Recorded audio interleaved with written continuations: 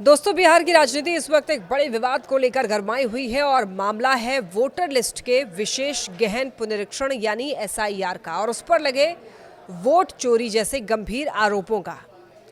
इन आरोपों के बाद अब विपक्षी दलों ने चुनाव आयोग और खासकर मुख्य चुनाव आयुक्त यानी कि सीईसी ज्ञानेश कुमार को निशाने पर ले लिया है। खबर यह है कि विपक्षी गठबंधन यानी कि इंडिया अलायंस मुख्य चुनाव आयुक्त को हटाने के लिए संसद में महाभियोग प्रस्ताव लाने पर विचार कर रहा है। अगर सूत्रों की माने तो संसद भवन में विपक्षी दलों की एक बड़ी बैठक हुई जिसमें इस मुद्दे पर गंभीर चर्चा हुई। कांग्रेस सांसद सैयद नसीर हुसैन ने यह साफ कहा है कि अगर जरूरत पड़ी तो हम लोकतंत्र के तहत उपलब्ध हर हथियार का इस्तेमाल करेंगे और अभी तक महाभियोग पर कोई औपचारिक फैसला नहीं हुआ, लेकिन अगर जरूरत पड़ी तो हम पीछे नहीं हटेंगे। अब देखिए, सवाल ये उठता है कि क्या भारत के मुख्य चुनाव आयुक्त को महाभियोग से हटाया जा सकता है? अगर हाँ तो प्रक्रिया कितनी मुश्किल है? संविधान क्या कहता है? भारतीय संविधान का अनुच्छेद 324 चुनाव आयोग को एक स्वतंत्र और शक्तिशाली संवैधानिक संस्था का दर्जा देता है। लोकसभा, विधानसभा, राष्ट्रपति और उपराष्ट्रपति का चुनाव कराने की पूरी जिम्मेदारी इसी संस्था की है।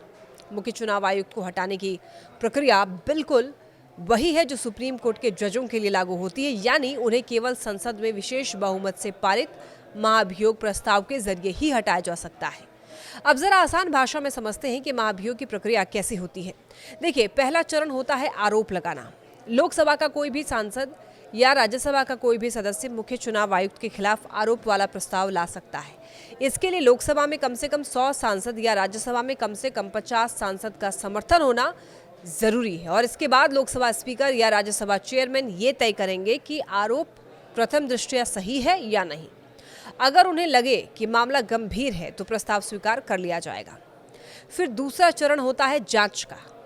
एक 3 सदस्यीय जांच समिति बनाई जाती है। इसमें सुप्रीम कोर्ट का वर्तमान या पूर्व जज, हाई कोर्ट का जज या कोई वरिष्ठ कानूनी विशेषज्ञ शामिल हो सकता है।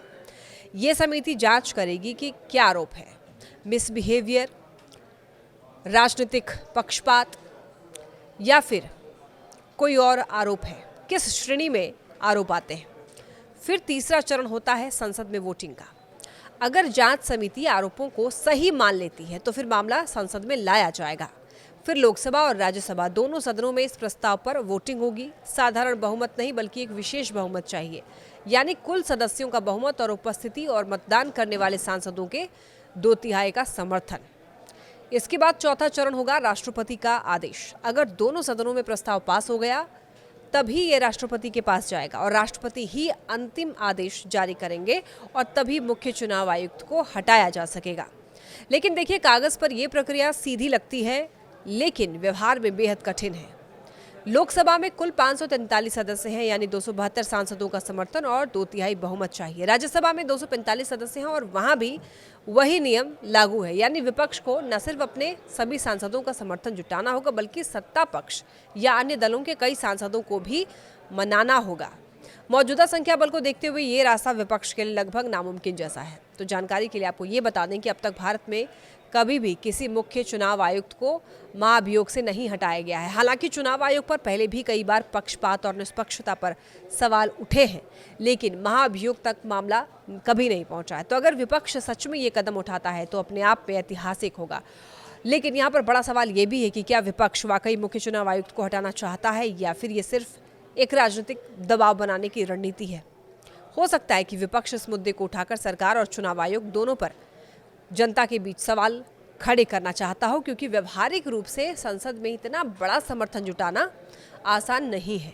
तो अब देखना यह होगा कि क्या विपक्ष महाभियोग प्रस्ताव संसद में लेकर आता है या सिर्फ बयानबाजी तक ही मामला सीमित रहता है। लेकिन इतना तो तय है कि आने वाले दिनों में ये मुद्दा राजनीतिक बहस का केंद्र जरूर बनेगा और बिहार से लेकर दिल्ली तक राजनीति में गर्मी बनाए रखेगा। तो दोस्तों, आप क्या सोचते हैं? क्या विपक्ष का ये कदम सही है? क्या चुनाव आयोग पर उठ रहे आरोप वाकई इतने गंभीर हैं कि महाभियोग तक मामला पहुंचे, या फिर ये सिर्फ राजनीति का हिस्सा है? कमेंट में अपनी राय जरूर दीजिए।